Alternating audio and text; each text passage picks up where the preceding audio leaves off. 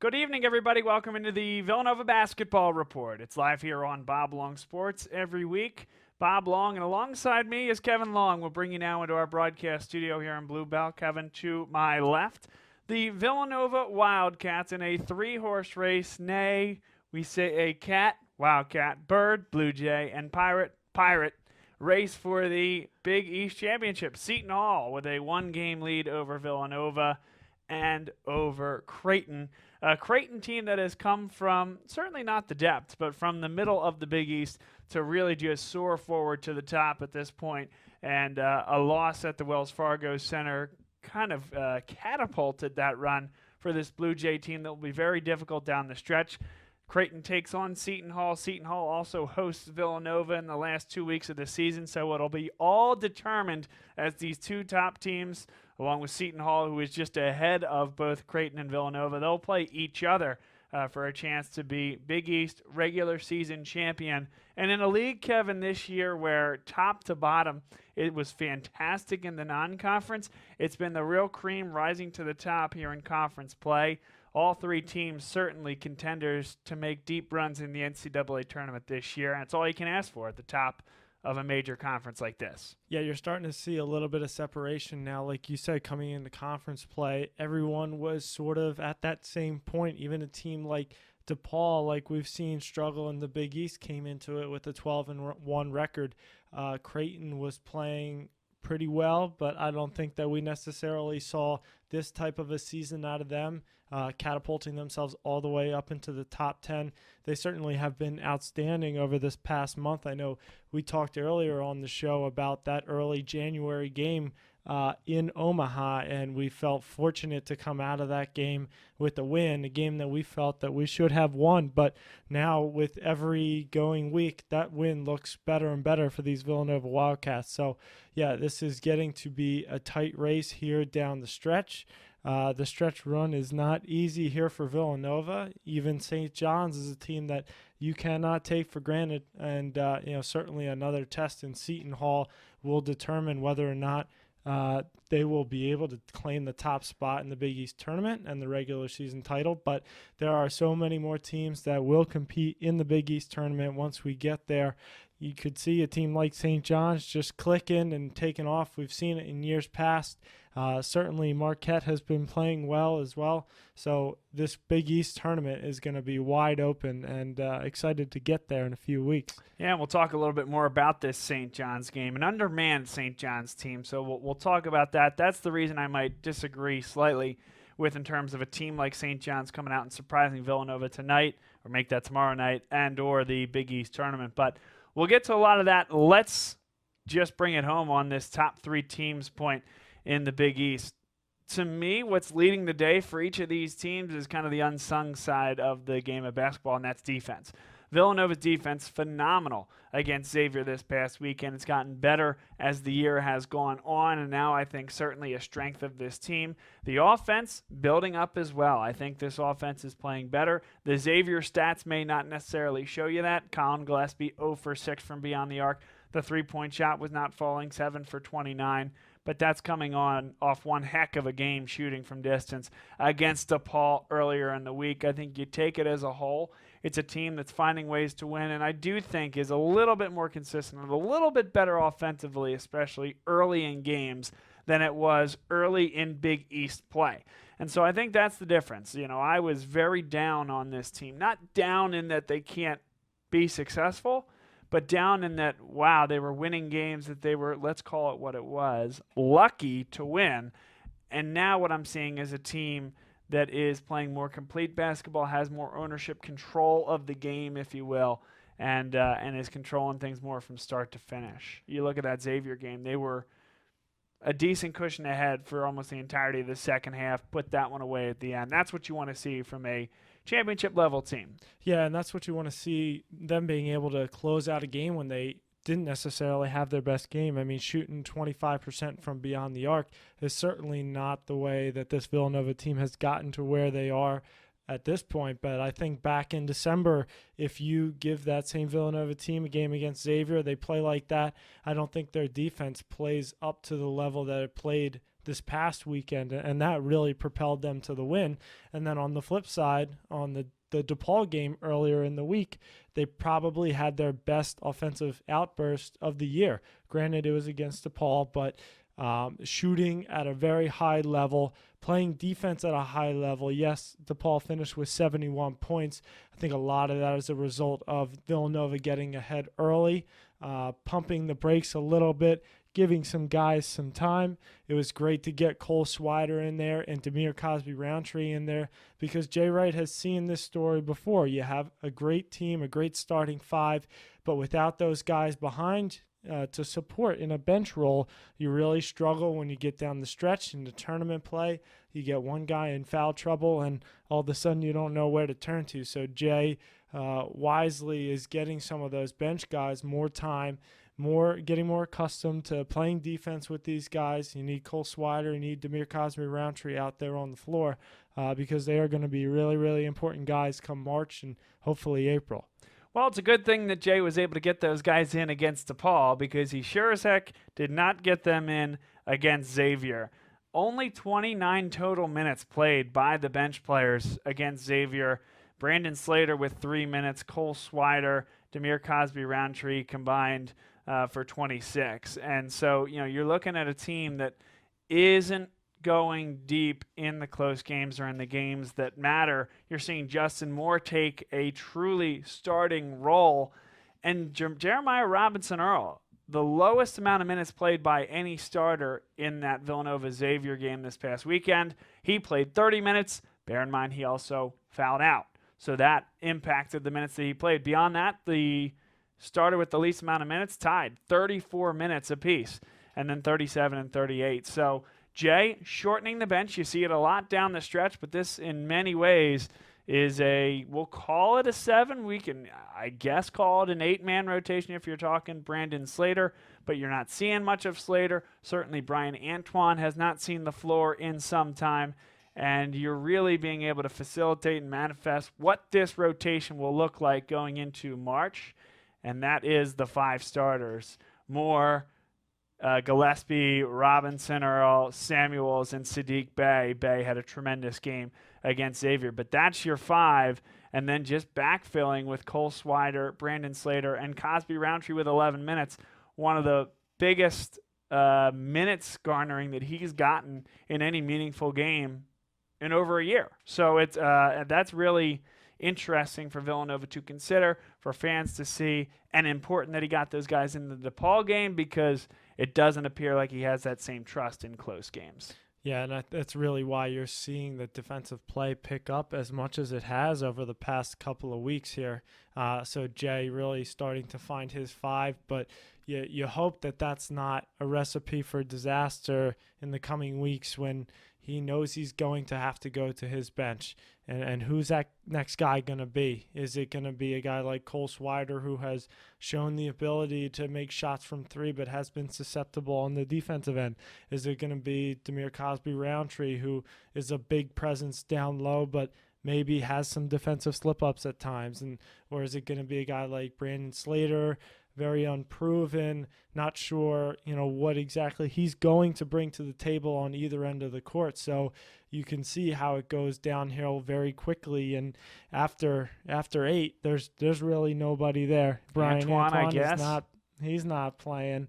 Chris Archidiakono, he's not playing. So it's going to get very tight. It reminds me a lot of the team last year where they had their starting guys and really had no one else to go to. So the depth is certainly a large reason for concern, this team down the stretch.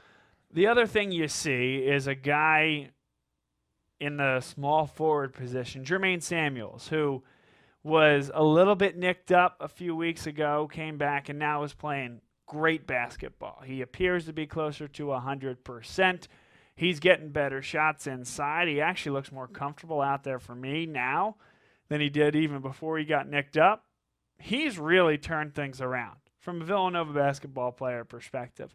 Now, Jay has always had a lot more faith in him than I have. It's good. He's the coach. He should, and knows basketball better than we certainly will. However, what I see is a guy who is more willing to put the ball on the floor, but it's because he's doing so in more intelligent moments and in positions where he's more likely to be successful. And we're going to talk about that in our V's and O's segment. Sorry, Jermaine, you are a recipe for V's and O's. I don't know what it is, but something about your game is just destined for the whiteboard. And he's been the subject many times, Kevin, so we'll do that again on the whiteboard here tonight. It's going to be about how Jermaine is getting better shots for himself and allowing himself to be more efficient and also highlighting his strengths.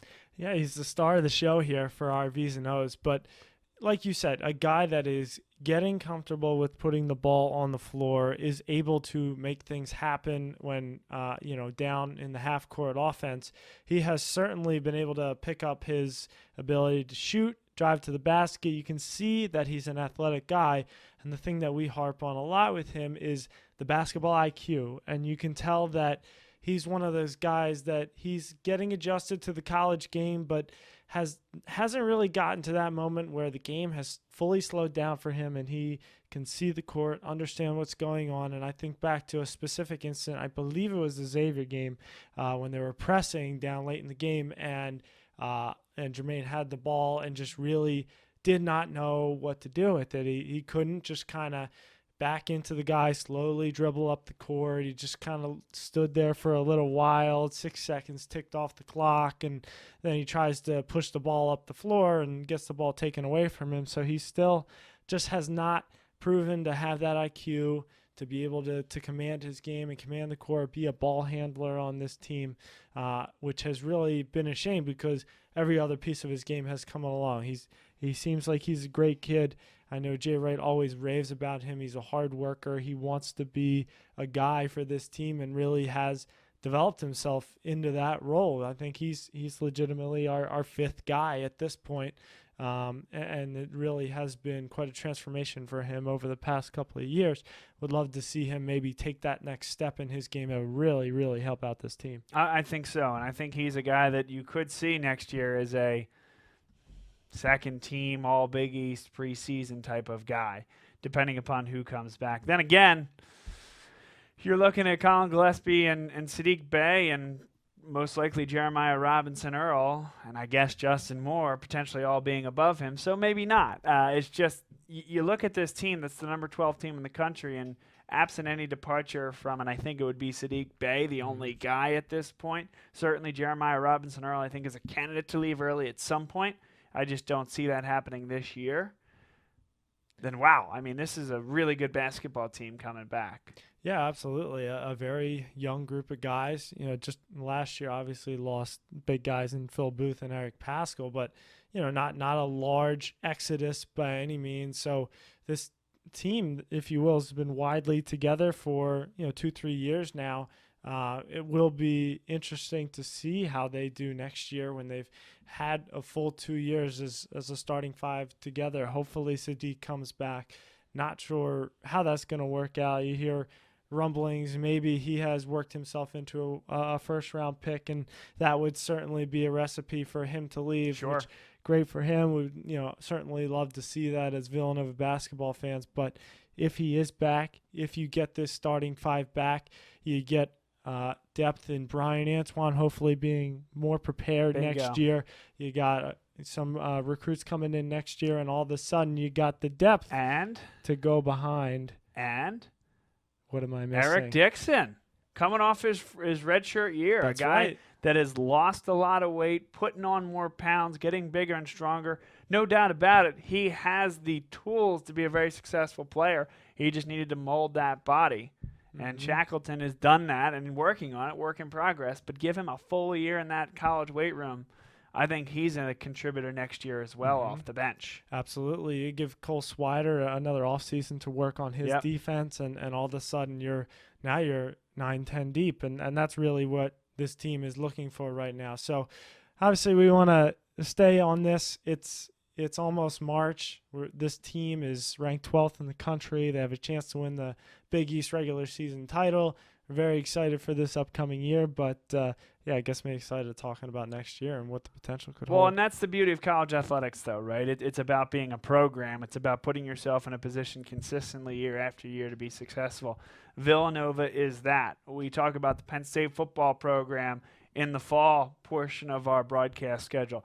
They have put themselves in that position. You can have discussions about can they win the big one. Well, Penn State, the question's still there. They're kind of where Villanova was a few years ago when they were getting bounced early but felt they were right in the mix. Well, Villanova comes and wins 2 national championships. Now nobody's asking if they can win the big one.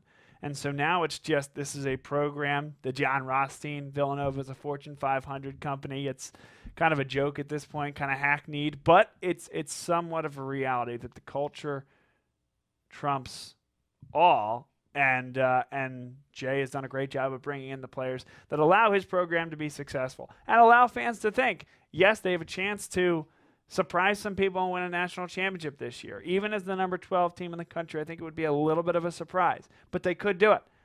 But they're also thinking about, wow, what's the 2-year window, 4-year window for Villanova basketball, and things look good. And those championship years, they changed the mindset for a fan, I know for sure. I'm sure that this has some impact on the players in the program as well, but after 2016 and 2018, you start to think, okay, last year you got Eric Paschal and Phil Booth and we're a 6th seed, and hey, maybe these guys have a shot. Maybe you go to Purdue and win that game. Obviously, it doesn't work out, but you win that game, you're in the Sweet 16. Okay, all of a sudden now you win 2 more and you're in the Final Four, and you start to think that way as opposed to in the previous years. If you think about going back to 2008, and you're thinking about the 2006 team and how good they were, and they didn't make it to the Final Four. This team is nowhere near as good as that. We have no shot of getting there. So the mindset starts to change that now we have this team that maybe is not as good as some of the Villanova teams of the past have been, but you always feel like now Villanova has a chance. Villanova has the pedigree of being there, being in the moment. They know how to handle themselves, and you feel like they always have a chance to make that Final Four run as long as they're somewhere in that mix. And we talk about this a lot over the course of the year as well, but this year especially, there is nobody that jumps out at me. Villanova beat the number 1 team in the country, Kansas at the time. Kansas has worked their way back up to number 1. They have 3 losses. Yes, they've gotten a little bit better offensively, gotten a little bit healthier, but they got 62 of the 64 votes, I believe, in the AP poll. And I get why they beat Baylor. But really, is that team so wildly impressive that nobody's going to come and beat Kansas? No, I don't see it that way. And so beyond that, right, Baylor's Baylor. They've had an amazing year, but that's not a traditional power. Then it's Gonzaga. You got Dayton. You got San Diego State. All brilliantly talented teams, but in mid-major conferences. And now you're into the Dukes of the world that get beat by 22 against NC State. And then there's Louisville, who's been up and down. And there are other teams in there that I'm not remembering at the moment. But that top 10 right there, every team has a flaw. And so, sure, can Villanova win a national championship? Absolutely. Could they also get off to a slow start and get a scare against the 13 seed? Yeah, they could do that too. They're probably slotted towards 3 right now, but big games coming up down the stretch, they could find themselves in a 4 seed if things went poorly, up to a 2 seed maybe, tail end of the 2 seeds if things went well, and that's about where they're slotting. So, yeah, they could make the run. Yeah, they could struggle early on, and that's the beauty, curse, great, annoying part of college basketball this year. You, the viewer, decides. It would have been interesting to see if Gonzaga had not lost this week, and maybe if San Diego State also had not lost this week, and see where the rankings would have panned out. I'm sure Gonzaga would have gotten at least a few votes. Would Gonzaga be 2? Would they be 3? Obviously, not obvious, but would Gonzaga go to 1? Would they go stay below Baylor? Those are all would have been very interesting, but obviously the losses by Gonzaga and San Diego State are much worse than Kansas barely knocking out Baylor, and then you feel like you got to give the nod to Kansas over them, who, by the way, lost to Villanova in December. So right, that's what I'm saying. It's the wild, wild west this year. Anybody has a chance. You look at Creighton, we just talked about them. They were unranked for the majority of the year, well into Big East play, and have come on hot as of late. But, who are they? Is this the real Creighton over the past month? Are they the team from non-conference play or early Big East play, you really just don't know. And it'll certainly be interesting to see how this all plays out. But as we've said many times on the show, it seems like the highest level of parity in college basketball this year should make for a wild tournament. You got a team like San Diego State. You never would have thought, 5-10 years ago that a team from a mid-major conference like that would be grabbing a 1 seed. And, look, here they are sitting at 26-1, looking impressive. And, who knows? You could easily see them going down to a 16 seed. So you just never know in this day and age, and it'll be a wild march. I really like Dayton as well. They can score the ball. I think they're a team that can beat anybody, and it's the right year for a team like them. My national champion, and I've been on the record for this for quite some time, and I'm going to continue to ride with the Pirates of Seton Hall. I think that's a team that can win the national championship. Combination of size inside, a great scorer on the outside. Miles Cale getting better and better. Mamu Kelashvili, he's back, playing well. There's some depth now from the time that he was out. I really, really like that team. They're a team that have provided some scares in the past when Miles Powell was a very young freshman and sophomore in the NCAA tournament.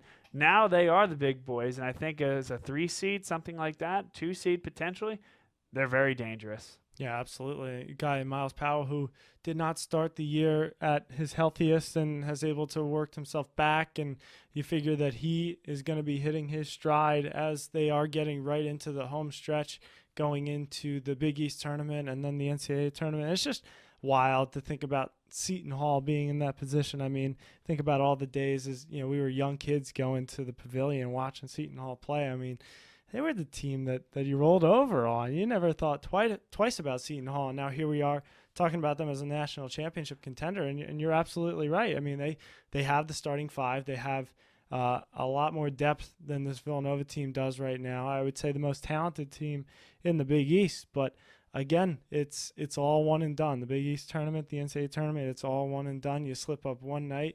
We've seen it from Seton Hall. We've seen it from just about every single team in the country now with San Diego State going down. Every single team has had one slip up where you scratch your head and you say, how the heck did they lose that one? And it could be any one of those games in the NCAA tournament.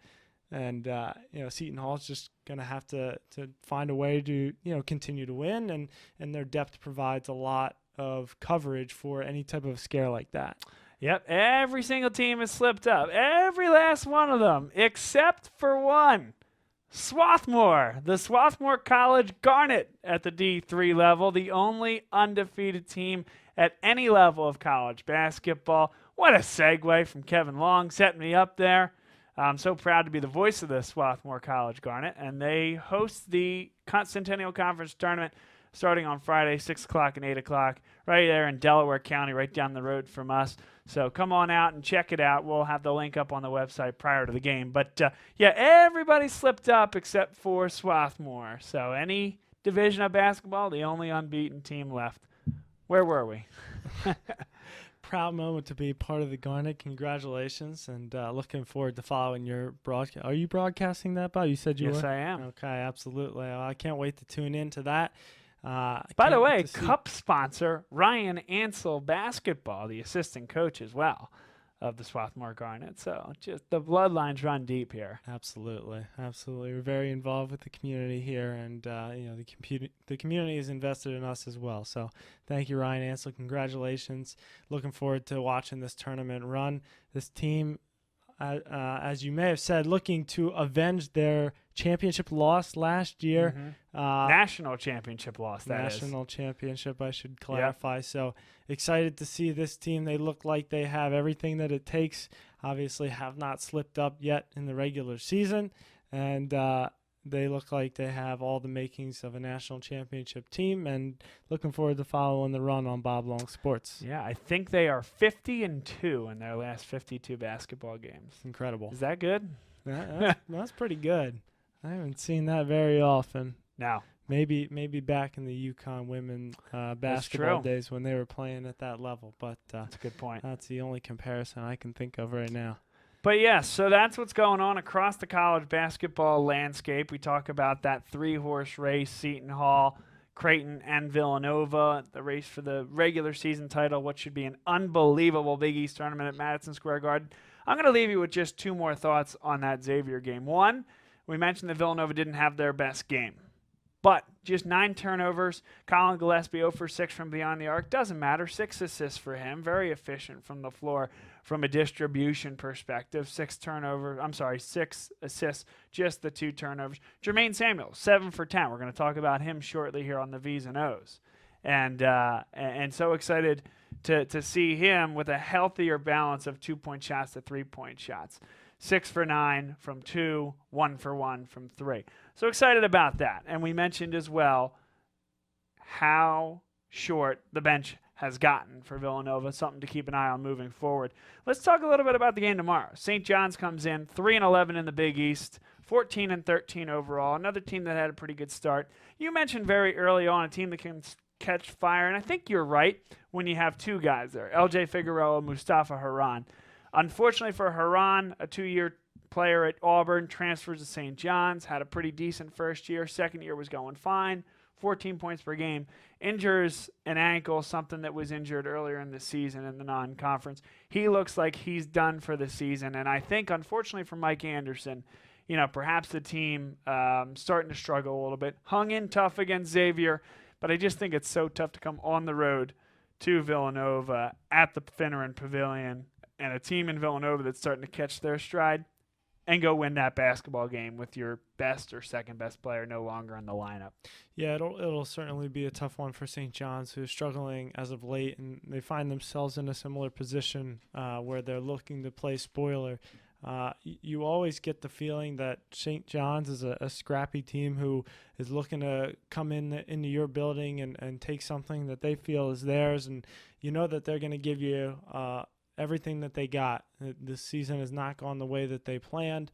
Coming into the Big East season, they had some high aspirations to make the tournament and certainly try to make a run, but now Villanova is faced with the task of matching up with them here in the regular season at the Finneran Pavilion. I think similar to last week where Villanova's playing one of those teams that is towards the bottom end of the Big East. I think they handle their business, but they certainly need to come ready to play. If they somehow find themselves with 2 guys in foul trouble and all of a sudden you got to put Cole Swider and Demir Cosby-Roundtree on the floor, I think all bets are off, and they really need to watch out for themselves. So overall, I think this is a fairly easy win for Villanova, but you just never know. Last Finneran Pavilion game of the year. So if you haven't found yourself over there yet for one of the, only 8 contests that they've had there, because 7 will be played at the Wells Fargo Center by the time it's all said and done. Find a way over. 6:30 tip. Get home nice and early. Watch the second half of the evening slate. Should be a great time.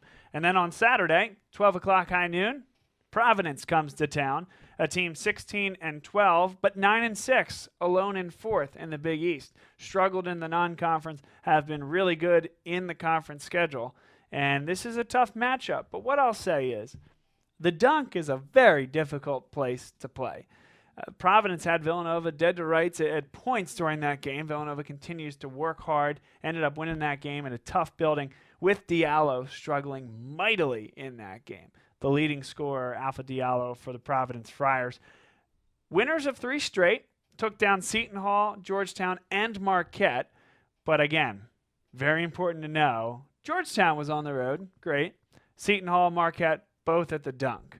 And I think that's the key here. I think Villanova wins this game against Marquette. Always a decent Providence showing at the Wells Fargo Center. They have a lot of alums that live here in Philadelphia. I know a few of them myself. And I know they're going to be there loud and proud. But I think Villanova wins this basketball game. I think it's a solid 2-0 week for this team, and they build for the stretch run and a game against Seton Hall that could be to win the league outright.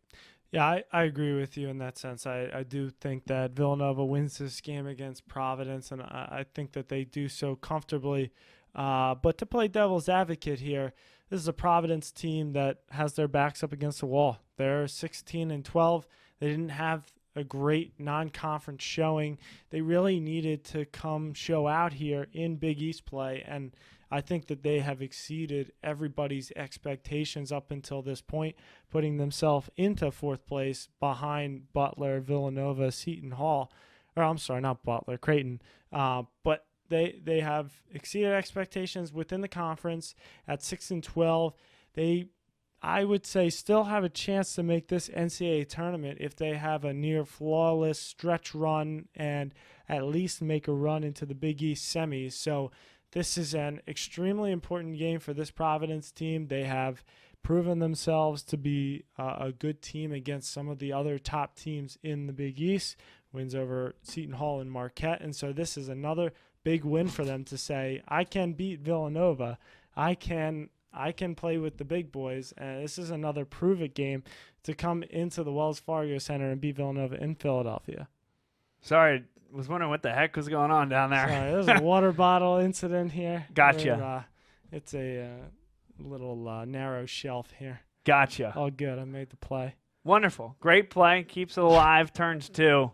And with that said, we're going to head to the end of the inning and a commercial break here on the Villanova Basketball Report. He's Kevin Long. I'm Bob Long. And on the other side, we're going to talk about Jermaine Samuels, the star of the show in the V's and O's. We'll go to the whiteboard and break down his effort against Xavier and what he's doing so well, coming back from injury, putting himself in the right spot, limiting issues, highlighting the strengths. Excited to do it. We'll be right back. Again, the Villanova Basketball Report here on Bob Long Sports. Dunphy Ford is Mayfair's neighborhood Ford store. Nobody knows your neighborhood like Dunphy Ford. Nearly 40 years. Right here on Frankfurt Avenue. Generation after generation. Our neighbors continue to be our customers. We have access to the cars and trucks you want with financing you need. Dunphy Ford is Northeast Philly's first choice for America's #1 brand. 7700 Frankfurt Avenue in Mayfair. Online at www.dunphyford.com. Come experience the Dunphy difference. You'll be glad you did. In tonight's V's and O's segment, we're going to talk about Jermaine Samuels, and a guy who I think is absolutely a key to this Villanova offense. And sometimes when he's playing great, this offense is cooking.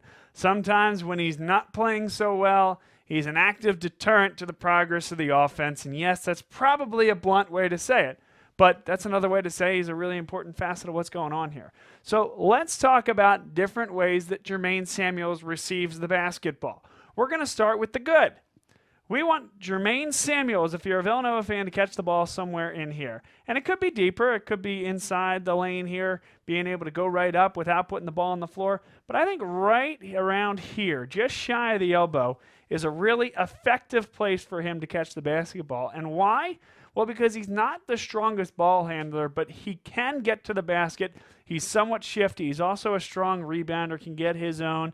I think him in this area is very, very effective for this team. What we saw him do well against Xavier is the ability for one power dribble to get into the lane, body the defender, and finish. And he can actually finish with the right hand going to the right or with the right hand going to the left. And it's something where he's getting a little bit better trying to finish with the left, but he's a strong finisher with his right when he gets into this area right here. And that's really the magic area. Jermaine Samuels, not only for his ability to score, but his ability to run point essentially from right here, either drive to the basket, lob it over the top to a big down here, or switch the floor and create spacing in this 4-out, 1-in offense, for this Villanova team.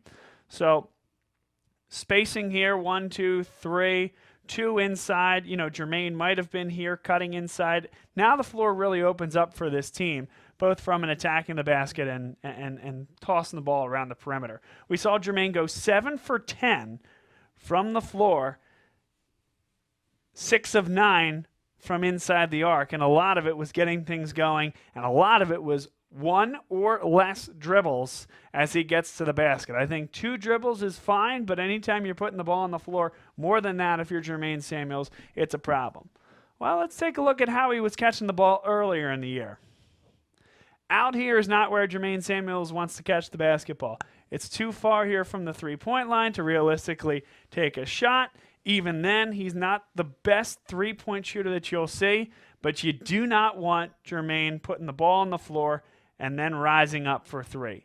it's a recipe for disaster. He has to be an overlap guy. Colin Gillespie dribbling the ball down the floor. Here's Samuels behind, a little flip back to Samuels, rise up, no dribble, just spot up three. We saw him hit a shot from about there against Kansas. Same type of play, overlap. Colin Gillespie finds Samuels. He hit another three that way against Xavier. That's where he can be successful. But really, at the end of the day, this is talking about where he's catching the ball and does he have to put it on the turf. Because if he doesn't have to put the ball on the pavement, he's a very, very dangerous offensive player, which is something that I don't know that I would have found myself standing in this spot saying back in November. But here he is, and he's healthy again. He is a solid finisher inside, and he has the ability to catch and shoot from beyond the arc to make the extra pass, but not to run the offense. And frankly, he shouldn't be expected to coming out of the small forward position.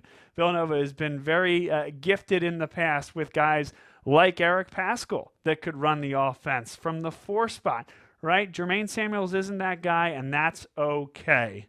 Villanova fans, Villanova analysts like us have been spoiled over the years to see that.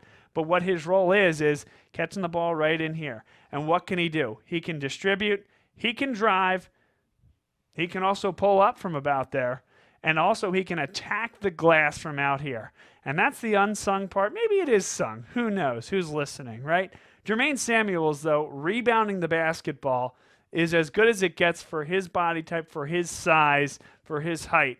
He just knows where to be from that perspective. He can create some blocks as well. An athletic specimen, understanding a little bit better what his role is. Jermaine Samuels, a key in this starting lineup. And the more minutes he can play per game, the more effectively he can play, and the more offensively efficient that he can be, is going to determine how far Villanova basketball can go this year. So that's our V's and O's here tonight. Jermaine Samuels, a key offensively for this Villanova team. Keep your eye out for that. Where does he catch the ball? How many times does he put it on the pavement? And that'll give you a good proxy for his efficiency and how well he does from the floor. We'll be right back on the other side. Kevin will have some thoughts on this. We'll wrap things up with our Cats in the Wild and some predictions for this week and for the last few weeks of the college basketball season. Kind of amazing to say, but here we are coming down the stretch once again. And this time, 2019-2020 Villanova team gives us a lot to look forward to heading into March. We'll be right back. Dunphy Ford is Mayfair's neighborhood Ford store. Nobody knows your neighborhood like Dunphy Ford. Nearly 40 years. Right here on Frankfurt Avenue. Generation after generation, our neighbors continue to be our customers. We have access to the cars and trucks you want with financing you need. Dunphy Ford is Northeast Philly's first choice for America's #1 brand. 7700 Frankfurt Avenue in Mayfair. Online at www.dunphyford.com. Come experience the Dumpy difference. You'll be glad you did. Hey, welcome back inside the Villanova Basketball Report. Bob Long, Kevin Long here. Kevin had some thoughts, I think, on the V's and O's before we get to our Cat in the Wild segment and some predictions to close this one down here tonight. Yes, I really like your analysis there, Bob. And when you were making the comparisons to Eric Paschal, it really sort of clicked for me. If you compare this team to maybe the 2018 team when they won a national championship, what was Eric Paschal's role? He was maybe the fourth or fifth scorer. He was a guy who pulled up at times when he needed to, but was strongest going to the basket. He was never the guy controlling the ball. I think more so in that case, just out of a lack of necessity, because you had guys like Jalen Brunson, Dante DiVincenzo, Phil Booth, who were able to handle those duties, Mikal Bridges. So that more so out of necessity, because we saw last year at Eric Paschal more than capable of taking the ball up on his own. So in a lot of ways, these guys were very similar. And if you think back to last year with Jermaine, you got the sense that Jay said, hey, Jermaine, let's pump the brakes on taking the three. It's not going down for you right now. I'd like to see you develop that game where you were able to drive to the basket. It will get you a little bit more respect on the three-point line. And it really has worked out for him. People have had to play off a little bit, respect that three-point shot that he has, and it has opened it up a little bit for him, which has really reminded me of Eric Paschal in years prior, more like 2017 when he started. He was in the same situation. He came here, guns blazing, ready to put him up every time, and Jay Wright said, hey, you're strongest when you're going to the basket. You're an athletic guy. You're a big guy. You can back these guys down. You can beat them off the dribble. And this is the same way that Jermaine has really opened himself up in his role. So I like the comparison to Eric Paschal. I think there are a lot of similarities between those two guys, and we're going to need a big impact from him down the stretch if this team wants to make a run. Yeah, the only thing I'd add to that, and it's not even adding, it's more just summarizing it all. He has gotten so much better this year. He has gotten so much better at running the offense, at not making mistakes, at not being a liability on the floor. He sometimes still does make stupid mistakes with the basketball, but man, is he a net positive now. And I know the analytics would have told you that he was before. Maybe he just makes it look a lot better and a lot less frustrating now than earlier in the year, and I just couldn't be more excited for him. Jay speaks so highly of him, how coachable he is, how much he learned, how much he wants to absorb like a sponge. And you got to love that. I mean, you can't do anything but love that. And the one thing he's always had is effort. Yes. And I would say in general his defense was good. He had an issue of fouling too much, especially in his first couple of years.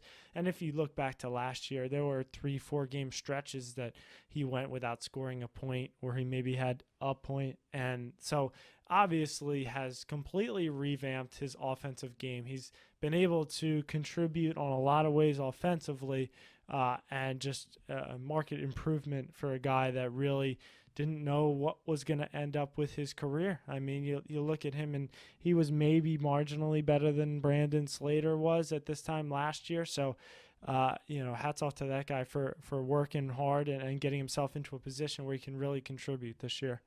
Maybe a little bit better than Brandon Slater last year. Maybe a little. He played well, but again, was that due to a lack of depth? I would argue that even last year's team had less depth than we do this year. So maybe the opportunity for Jermaine to play last year was better than Brandon this year, because we have those 5 starters that Jay really likes. But in terms of where their game is and where the offensive game is, maybe Jermaine was in a little bit better place, but he was in a really bad place confidence-wise in his shot and in his offensive game in general.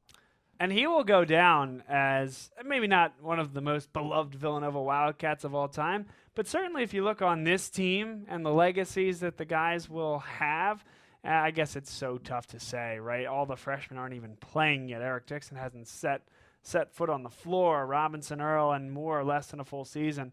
And certainly Gillespie will be one of the all-time greats. If Sadiq Bey stays, he certainly will be. Or even if he leaves and has a great NBA career, it's amazing how revisionist history. Not that Lowry wasn't loved while he was here, but now since he's left and had a multi all-star career, an NBA champion, how history kind of writes itself, right? And how things were a little bit different.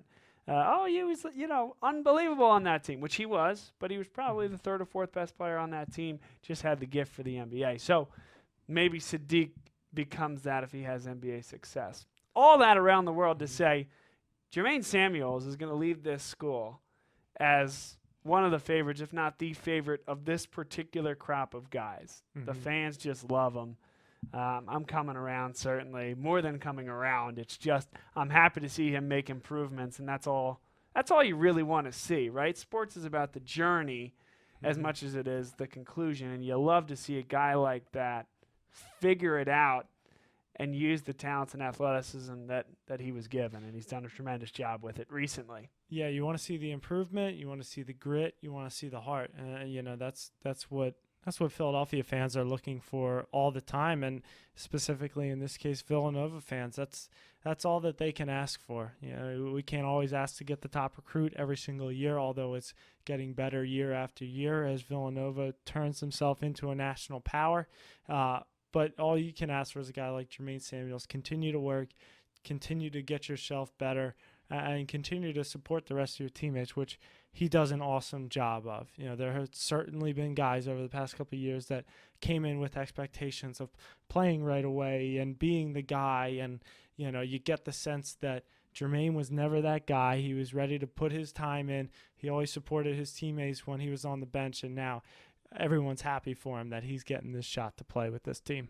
Good stuff. So that's the back end of the V's and O's segment. Hopefully you guys enjoyed it, or if you just joined us at this point in the show, go back and watch at some point after we go to the whiteboard and break down Jermaine Samuels, where he needs to catch the basketball to be successful, and kind of break all of that down from a floor spacing perspective and an offensive efficiency perspective. I think you'll enjoy it. But next, we have our Cats in the Wild, our favorite segment here on the Villanova Basketball Report. So this week, Cat in the Wild, we have a guy that we just mentioned. Bob sort of segued us into that one, and that's Kyle Lowry. It's been somewhat of a light week NBA-wise due to just coming off the All-Star break, but Kyle Lowry playing in that All-Star game had 13 points and 8 assists on the year. He's averaging 19 points and 8 assists coming off of the NBA championship Toronto Raptors. He's just been, I think he's probably had one of the best NBA careers of anybody in Villanova basketball history. A guy who's been to multiple All-Star games, is played himself into discussions of some of the best all-time Toronto Raptors, and really has just made himself into an NBA superstar. He always had that quick step. He was one of the best finishers, I would say, that we've seen at Villanova in terms of a guard.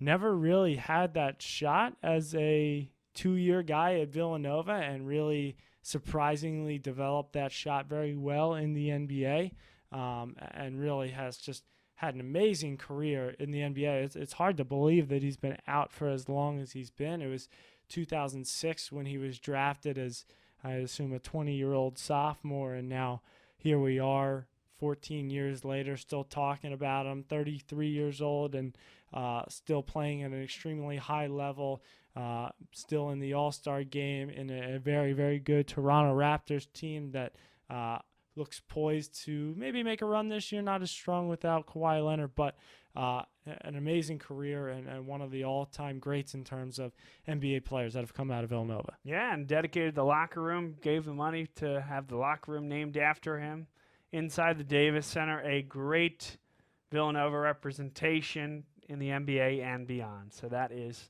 a great Cat in the Wild, very timely. 2 big charges in the All-Star game to essentially lock it up for his team, which was fantastic. That's great. That's right. You love to see that out of Villanova guys. You don't see a whole lot of guys taking charges in the All-Star break, but that's our Villanova guy. That's that grit. Awesome. That's that heart. That's what we always want to see, and we're happy for him. He's had a heck of a career.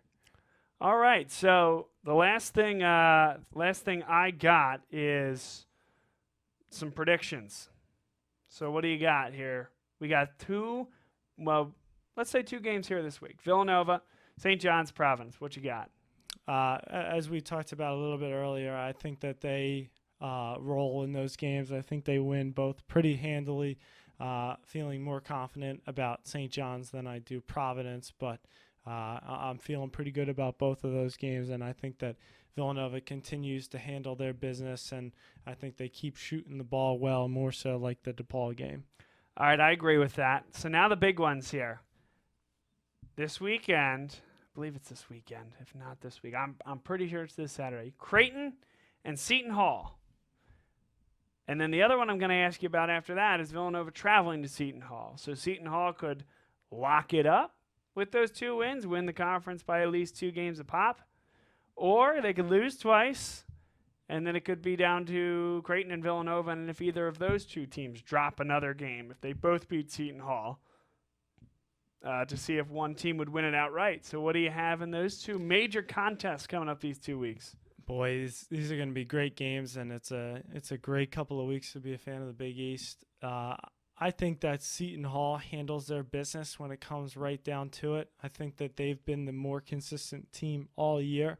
Yes, Creighton is getting hot at the right moment, but I think that Seton Hall steps up when they need it the most, and I think that they assert themselves as the dominant team in the Big East. And then moving into the game against Villanova, I think that Seton Hall takes care of their business there as well. Again, I just think that they're too strong of a team. They're going to force Villanova into foul trouble. I believe that, like I've said all year, they struggle to cover the superstar guy. You put Sadiq Bey, who you figure is your best defensive player, on a guy like Marcus Howard, or in this case, Miles Powell. And I think he struggles. I think he gets into foul trouble, and then you see the struggles that having a lack of depth will provide. And you have to play guys like you have to play Demir Cosby-Roundtree, Cole Swider, and I don't think that those guys are enough to pick up the slack. So in summation, I think that Seton Hall picks up both of those wins, and they end up as the Big East regular season champion. I actually think this gets interesting. So actually Villanova plays Seton Hall on that Wednesday the 4th, and then plays on the road at Creighton on the last day of the regular season, March 7th. And this Saturday, they go to Marquette. This is Seton Hall now. So I actually think they lose those 2 road games and win the home game against Villanova. Tough-fought game. Mm-hmm. But I think Seton Hall loses to Marquette this weekend, which sets up, at minimum, or they could lose Villanova as well, but at minimum, because Creighton has St. John's and Georgetown in the meantime, at minimum a chance to win it outright, whoever wins that game. Creighton could win it outright, or Seton Hall could lose 2 and then have to win that game to tie it. But also Villanova at that point could win it outright as well if Creighton were to lose to Seton Hall. So we'll have this exact same conversation next week with a lot more clarity around it. But watch out for Marquette playing at home. That's a tough team to beat on the road. And generally, the Big East has been a tough place to win on the road, especially near the top of the standings. Yeah, so are you saying that in that scenario, you're saying Creighton would win the Big East regular season? Outright. Very interesting. And like you said, and we've mentioned it before on the show, Marquette, an extremely dangerous team. They haven't won enough of the games that they should win to put themselves in a position to win the Big East regular season crown. But again, like you said, any given day, they get hot. Any given week, you have a Big East tournament. Easily a team It's that could win the Big East tournament. Easily. Very dangerous team. And then they end up playing themselves into 4, maybe 3 seed at that point. You figure if you win a very tough Big East. They're just out of the top 25 right now, you would think. Mm-hmm. All of a sudden, you got yourself the making of a Sweet 16, pushing on maybe eventually a Final Four run at that point. So it'll be interesting to see how this plays out. But there are so many teams right now that have a shot. You even look at Providence, the way they've been playing in the Big East. There are so many teams with the shot, which is going to make it a very interesting March. I tell you what, I love this conference. We talked a lot about permutations over the years and where Syracuse and Pitt left and Louisville left and Cincinnati didn't have a home. And before that, Miami, Virginia Tech, Boston College. South Florida was a team that had to find somewhere else to play. But all these other football schools left. They joined, and in 2013 launched the new Big East. Certainly there were some thoughts, and certainly there were some struggles early on. Villanova, in many ways, held the baton high for this conference. But, boy, right now, there may be no more entertaining conference in college basketball on a night-in, night-out basis. Bias? Sure. But seeing good basketball and knowing it when we see it, no doubt about it. This is a fantastic basketball conference. It's so much fun. Yeah, and once the separation was made and the new conference was formed, you felt like this was a conference that was outside of your Power 5, your generally your powerhouse conferences, and now all of a sudden, I don't think you could make an argument to say that they're lower than the 3rd or 4th best conference in the country right now. I mean, they're certainly playing some stellar basketball, and you look back at the old Big East, the UConn and the Pitts, and now Syracuse even Syracuse. I left them out just because they have made some runs recently that year that they snuck into the Final Four as a 10 seed, but obviously not anywhere near where they are now. And now you're looking at Seton Hall. We're talking about them as a national title contender. You're talking about Providence, who is consistently finding themselves in the bubble picture. Some of these teams that you just never would have seen this coming. I mean, these Butler, bottom feeder, Creighton, Xavier, traditional mid-major programs that now are some of the class of this conference and the country. Yes. Yeah, national powerhouses. And it really just speaks volumes to how this Big East has evolved and how this conference is coming along. And it's hard to explain. I can't really put my finger on what exactly it is that is making this college basketball conference so great in such a little amount of time. I mean, just in 2013 and in those years following, it was Villanova steamrolling everybody. It was, why is Villanova playing against these teams? They need to play in a better conference. And all of a sudden, the talent around them has just risen up to the level of Villanova. And it really has brought some credibility to the conference, and it makes for exciting basketball. Last point here, I think the coaching is a big part of it. You see a lot of coaching carousels all across the country, but Kevin Willard, excellent, top-tier coach. Ed Cooley, excellent, top-tier coach. St. John's has kind of struggled. I mean, they thought they were doing something with Mullen, and I do think Mike Anderson has a chance to be very successful. You bring in Patrick Ewing, we'll see what that ends up doing for Georgetown, but no doubt cachet behind that. Jay Wright, Greg McDermott. LaVale Jordan is a rising star. Love that guy, what he's doing at Butler. Fantastic. Steve Wojciechowski, hopefully Marquette can keep him when Coach K decides to hang it up, whether he would be considered for that job or not, but he's a tremendous coach. There are others that I'm missing. Dave Leto has even done a nice job at DePaul. They haven't come back yet. But Xavier Coach has just left for Louisville. Oh, yes, yeah. You can't forget that either. Chris Mack, that was a tough one. Mm-hmm. But he has brought the credibility to the Big East Conference through his years of contribution to Xavier, and right, one of those. And that's going home for him. That and I'm sure it was a money thing too, but that was also going home for him. And they've been able, generally speaking, with that exception, good point, to keep these coaches in this conference with this television deal, which is is lower than the Big Ten, way lower. Is lower than the ACC, way lower. And bear in mind that they're going to be negotiating that contract. They're beginning those discussions now, and that 12-year contract will expire in 2025. So within the next 18 to 24 months, if not sooner, those discussions will commence. And the viewership they're getting this year, and if this continues, will help the Big East Conference significantly compared to if they had to negotiate this deal in the 2016-2017 timeframe. Very healthy conference right now.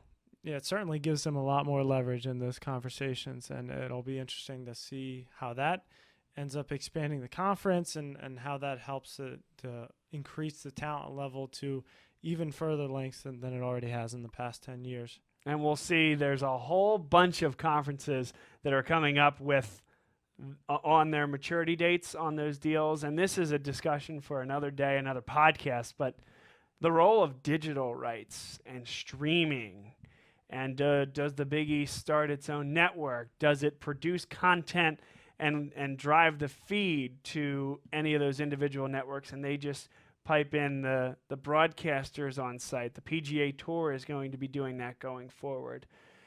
Those are conversations that will span well beyond this podcast, but I find extraordinarily interesting. So nothing to worry about right now, not worry at all, but I find it very interesting, and I'll be following along to see where the next manifestation of media rights, of broadcast rights, really takes us. And I think it's going to be a really fun place to go. Basketball in 10 years, I promise you, will look very dissimilar to what we see here today. There's a lot more innovation-wise. Cable is changing. The very nature of watching and streaming television is changing. So in addition to the product being good, which it needs to be, there will be a lot more considerations on the digital side that will affect what these contracts look like and what these broadcasts look like. So we can kind of leave it at that. But any other thoughts on Villanova as we head into the weekend?